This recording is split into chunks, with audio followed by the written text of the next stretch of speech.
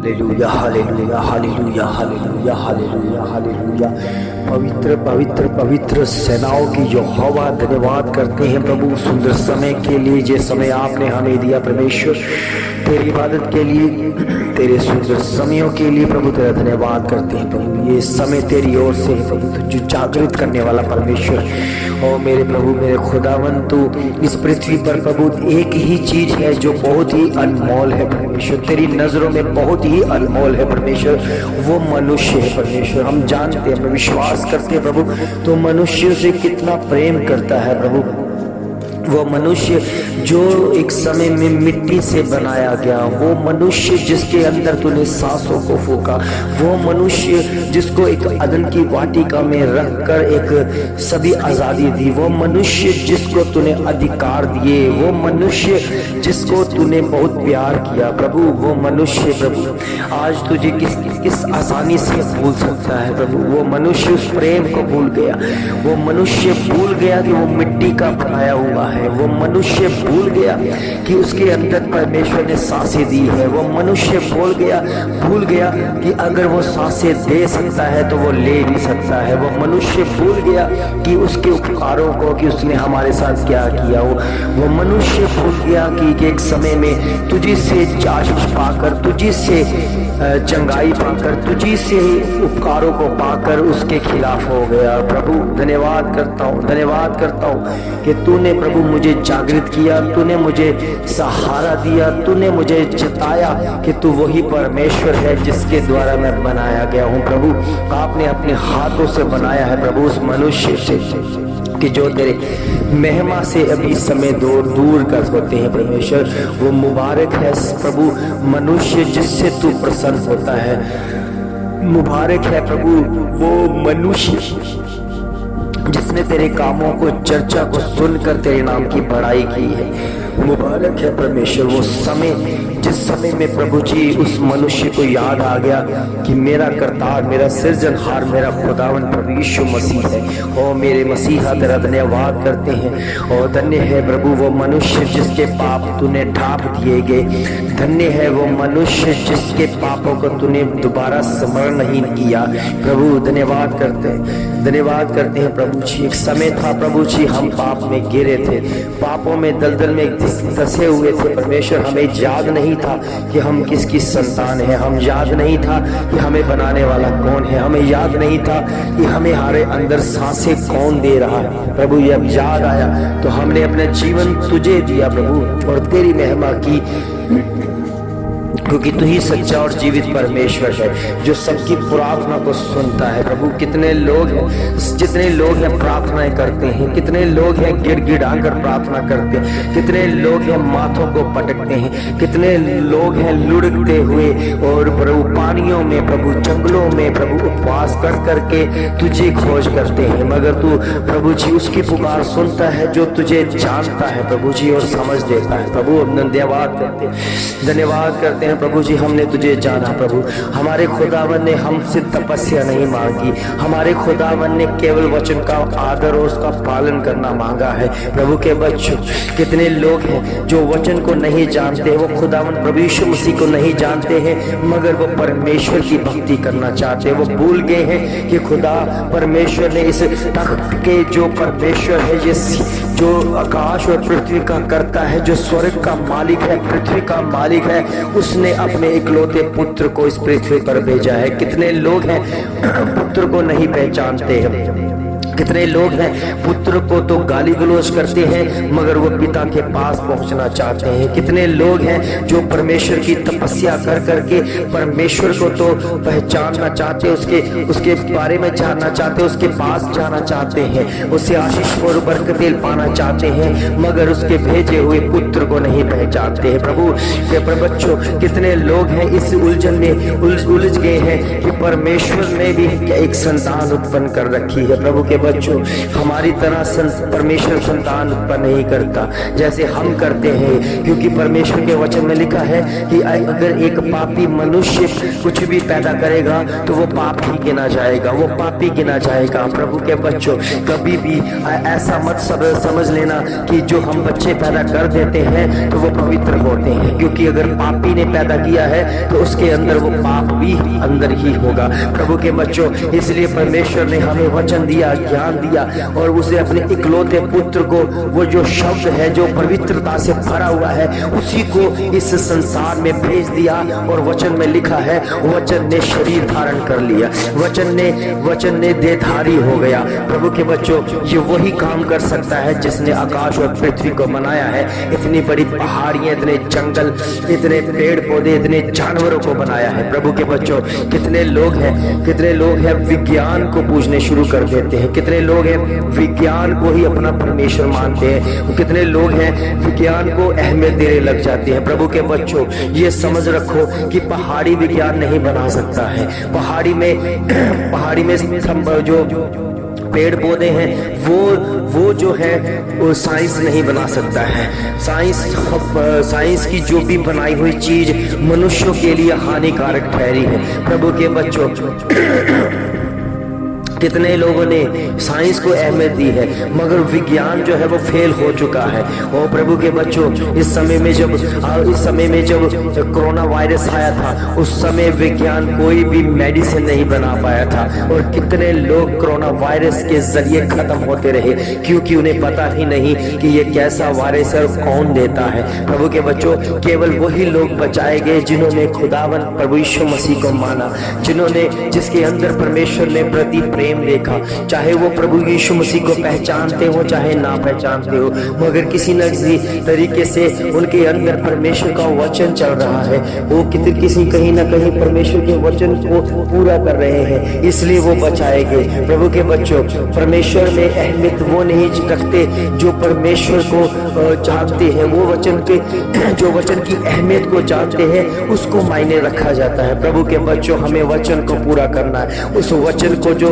प्रभु यीशु मसीह के वचन के शब्दों के द्वारा हमें तक पहुंचाए गए। प्रभु के बच्चों, वही खुदावन परमेश्वर का प्रेम है जिस वचन के साथ हम लगाव करते हैं, प्रेम करते हैं। प्रभु के बच्चों, ये समय तो है, अभी तो हमें वचन मिल रहे हैं, अभी तो हमें शब्द मिल रहे हैं, मगर आने वाले दिनों में वो शब्द मिलना बंद हो जाएंगे और रोग तड़पेंगे कि हमें परमेश्वर का वचन चाहिए, हमें तसल्ली चाहिए। प्रभु के बच्चों, उस समय कोई भी उन्हें तसल्ली देने वाला नहीं होगा। प्रभु के बच्चों, आने वाले समय में जो परमेश्वर की बात जो रहे हैं, जो परमेश्वर का इंतजार कर रहे हैं, परमेश्वर अपने लोगों को बचाने के लिए आएगा और उन्हें वापस लेके जाएगा, और जो बचे रह जाएंगे वो तबाह किए जाएंगे, नष्ट किए जाएंगे। प्रभु के बच्चों, अभी समय है, संभलो, अपने आप को संभालो और परमेश्वर की वचन के साथ जुड़ो।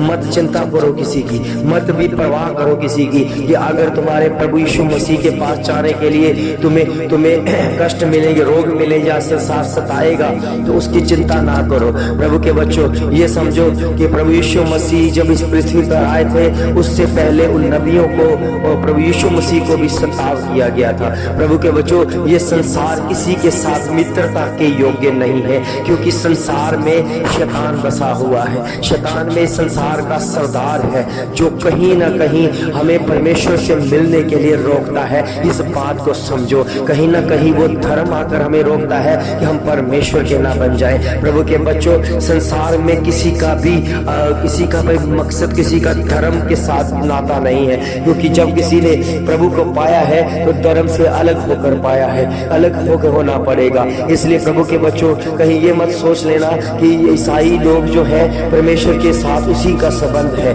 केवल यही मत नहीं समझ लेना कि वो केवल ईसाइयों के ही गुरु है। प्रभु के वचन में लिखा है वो जगत का परमेश्वर है। और उस दूसरी बात लिखी है कि जगत से वो प्रेम करता है। प्रभु के बच्चों, उतना प्रेम जितना हमसे करता है वो आपसे भी उतना ही प्रेम करता है। केवल हमें पहचानने की जरूरत है, केवल उसकी महिमा करने की जरूरत है। उतना ही प्रेम प्रभु आपके जीवन में भी दिखाएगा जो हमारे जीवन में है। ओ प्रभु के बच्चों, मत चिंता करें, मत घबराएं, प्रभु को पहचाने, उस वचन के साथ जुड़ो। ये भोर का समय इसलिए मिलता है कि हम उसकी महिमा करने पाए, क्योंकि हम उठते तो हैं मगर हमें पता नहीं है कि हमारे साथ आगे क्या होने वाला है। हमें पता नहीं है हम सोते रहे या सोकर उठे, हमें कुछ पता नहीं है, क्योंकि हमारा भविष्य जानने वाला हमारा खुदा है। हमें जानने वाला, समझने वाला हमारा खुदा है। अगर आप भोर के समय में प्रार्थना करने लग जाते हो, प्रार्थना के साथ चलते हो, तो प्रभु आपके पूरे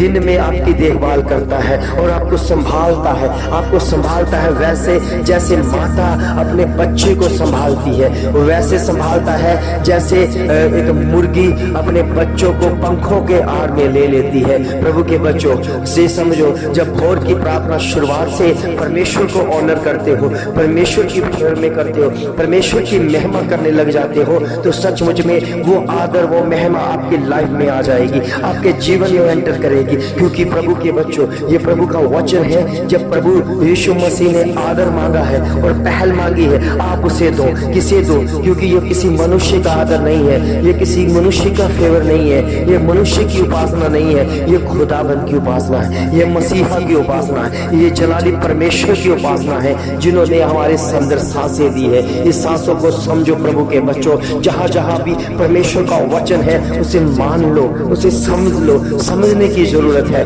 क्योंकि शैतान ने हमारी बुद्धि पर अटैक किया है कि हम समझ ही ना पाए, क्योंकि उसने धर्म के साथ जोड़ दिया है। उसने कहा नहीं तुम हिंदू हो, उसने कहा नहीं मुसलमान हो, उसने कहा नहीं ईसाई हो, उसने कहा नहीं सिख हो। प्रभु के बच्चों, ये सारे के सारे धर्म शैतान के हाथ में चले गए हैं और शैतान इन्हें इस्तेमाल कर रहा है और आपस में लड़ा रहा है। कितना युद्ध हो रहा है। प्रभु के बच्चों, कभी भी परमेश्वर की संतान जो पैदा करता है, कोई माँ बाप ये नहीं चाहता कि हम बच्चे इसलिए पैदा करें कि आपस में लड़ते रहे और मरते रहे। हमारे परमेश्वर ने इस दुनिया को इस तरह नहीं बनाया था कि ये अपना अपना धर्म बनाए और ये आपस में लड़ते रहे। कौन से ग्रंथ में लिखा है कि ये लड़ते रहो? कौन से ग्रंथों में लिखा है कि आपस में ही वाद विवाद करते रहो, लड़ते रहो, मरते रहो? प्रभु के बच्चों, प्रभु यीशु मसीह आए प्रेम का संदेश देने के लिए कि हमारा कोई दुश्मन नहीं है, आपके भाई बहन है, आप सब भाई बहने हैं, क्योंकि आपके रगों में भी वही लहू है जो आपके अंदर है। क्योंकि अगर लहू में कोई तब्दीली नहीं है, लहू के रंग में कोई तब्दीली नहीं है, उसके रंग ढंग में कोई तब्दीली नहीं है, तो हम कैसे इसमें तब्दीली ला सकते हैं? प्रभु के बच्चों, जब किसी को एक्सीडेंट होता है तो उस समय भी जब डॉक्टर कहता है लहू की जरूरत है, वो तो प्रभु के बच्चों उस समय कोई नहीं पूछता कि ये किसका लहू है, ये कौन से मजहब का है, कौन से जाति का है, किसका है, ये कहीं हिंदू का है। अगर मुसलमान का है तो वो पूछते नहीं है कि ये मुसलमान का है, ये वो पूछते नहीं है कि ये ईसाई का है, वो पूछते नहीं है कि ये सिख का लहू है। वो कहते हैं अगर हमारे साथ ये मैच हो रहा है तो मेरे लिए है, और उसी को क्या करते हैं, अपने शरीर में डालना शुरू कर देते हैं, क्योंकि उसमें जीवन है। प्रभु के बच्चों, हम कितने बड़े धोखे में हैं। संसार शरीर से तो हमें धर्म के साथ जोड़ता है, मगर अंदर के साथ धर्म के साथ कोई नहीं जोड़ सकता, क्योंकि वो खुदा की देन है। लहू खुदा की देन है। लहू जो है परमेश्वर ने दिया है, इसलिए उसमें कोई भी हेर फेर नहीं है, उसमें कोई भी हेर फेर नहीं है, उसमें कोई मजहब, कोई जाति नहीं है।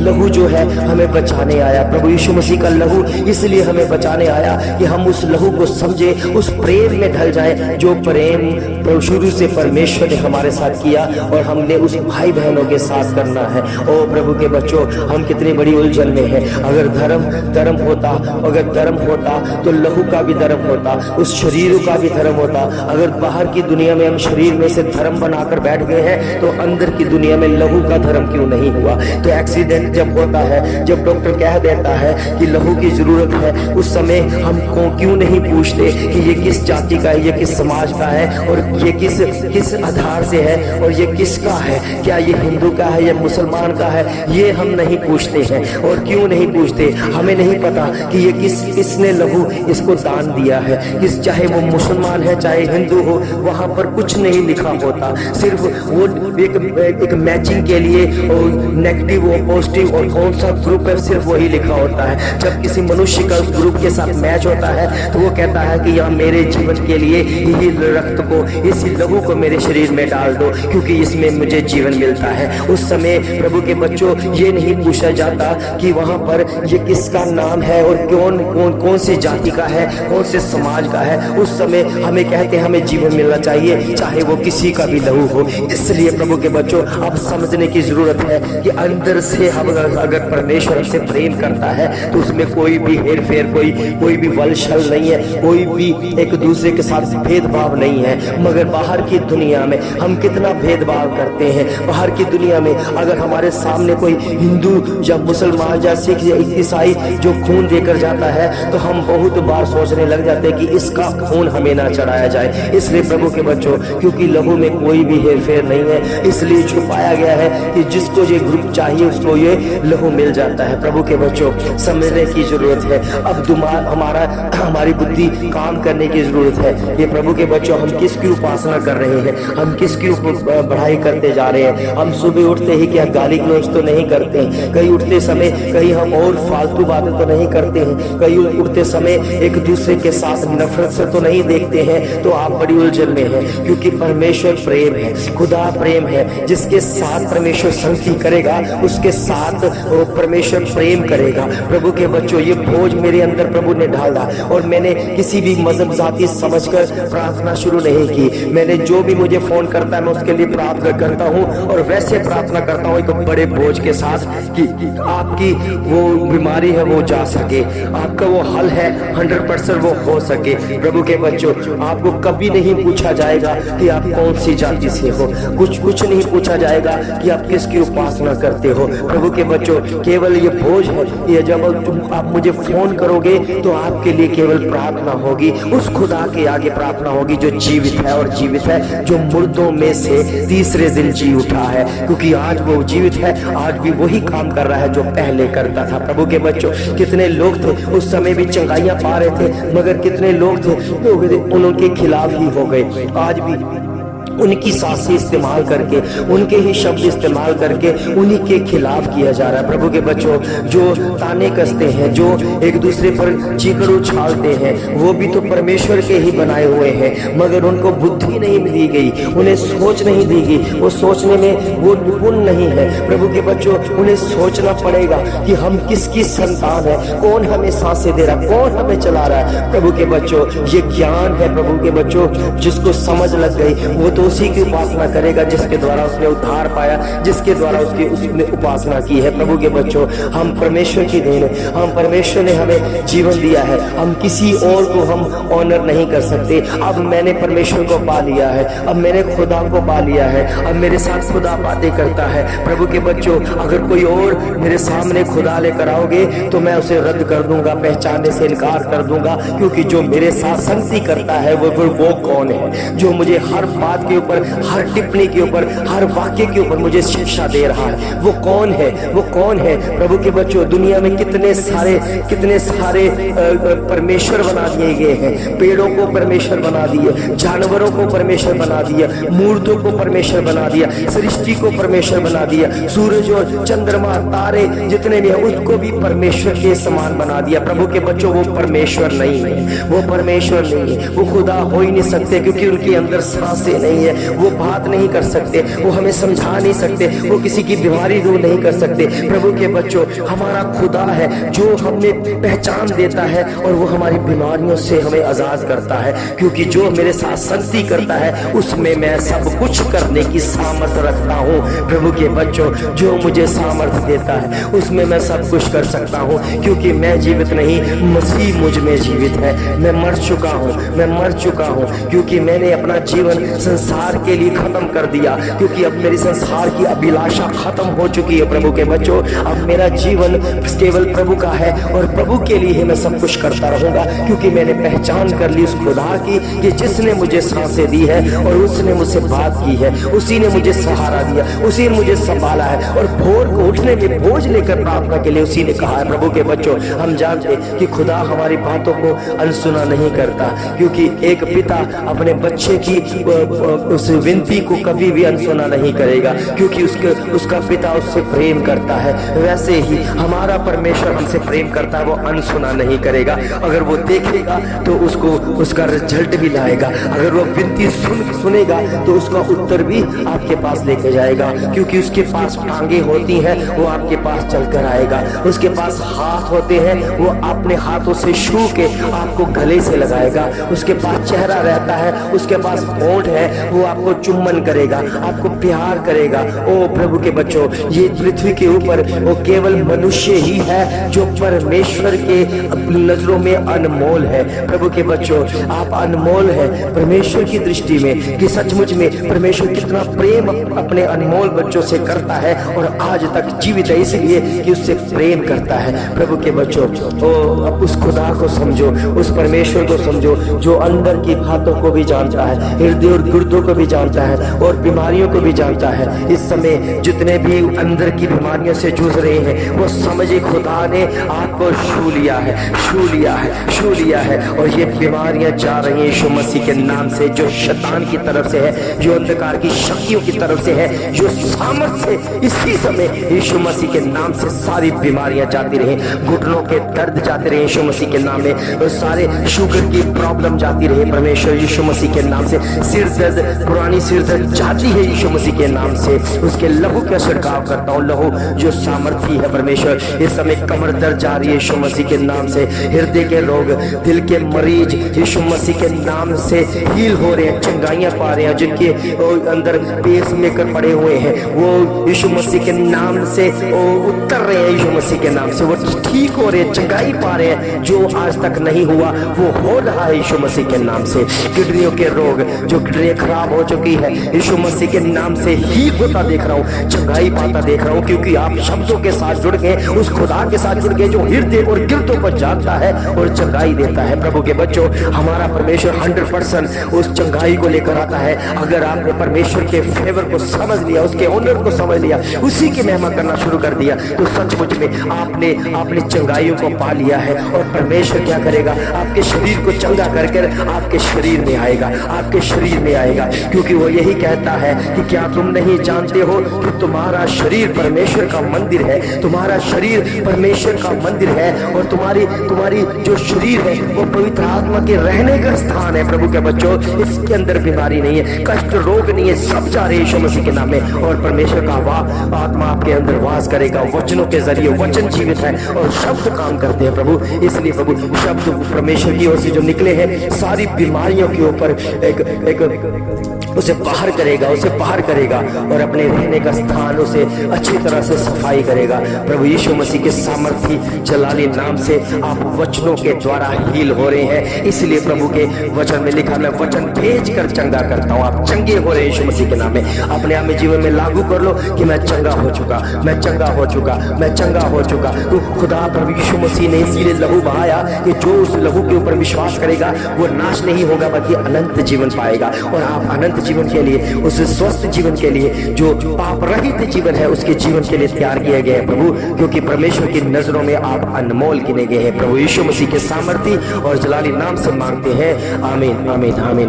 प्रभु के बच्चों, बहुत आशीष आपको मिल रही है, मैं जानता हूं, मगर मैं ये कहना चाहता हूं कि अगर आप चाहते हैं कि हम परमेश्वर में और बड़े, और ज्यादा हम परमेश्वर की बातों को एक अच्छे तरीके के साथ बढ़ते हुए उसे सीखने पाए, क्योंकि मेरी अंदर एक प्रयास है कि हम एक जूम मीटिंग किया करें, हफ्ते में एक बार हम ऑनलाइन चर्च स्थापित करें।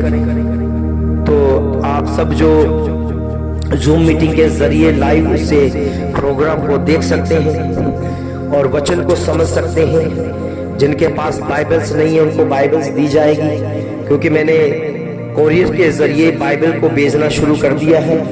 जिन बच्चों को भी बाइबल्स की जरूरत है, जहाँ कुछ अनॉइंटिंग ऑयल की जरूरत है, तो वो भी उनके तक पहुंचा दिया जाएगा।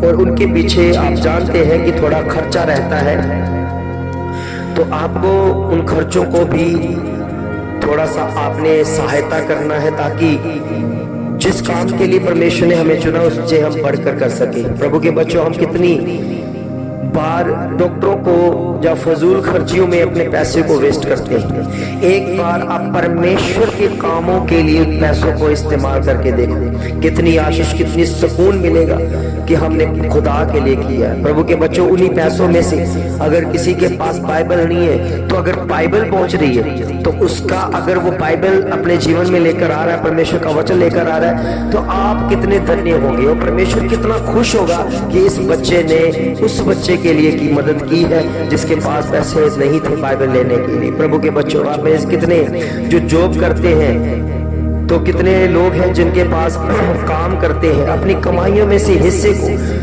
थोड़ा सा भी अगर परमेश्वर के राज्य के लिए बीज को बोओगे, उसका भी परमेश्वर आपको बहुत बड़ा प्रतिफल देगा।